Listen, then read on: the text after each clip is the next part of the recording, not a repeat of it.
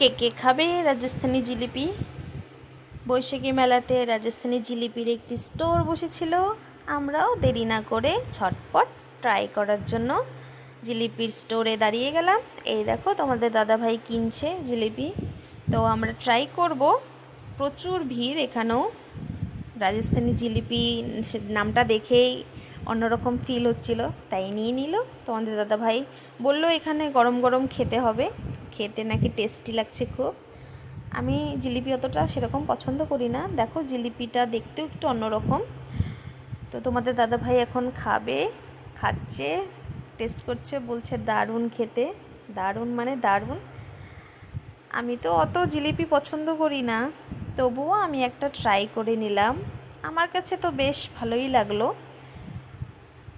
তা জিলিপিটা দেখো তোমরা, এই যা, জিলিপি তুলতে গিয়ে ভেঙেই গেল।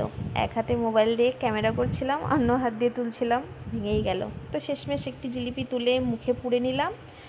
খুব ভালোই লাগলো, টেস্টি আছে। দেখো কাছ থেকে দেখাই, একটু অন্যরকমই, আমাদের এখানকার জিলিপির থেকে একটু অন্যরকম। তো তোমরাও বৈশাখী মেলাতে এসে এই জিলিপিটা ট্রাই করো, কেমন লাগলো জানিও।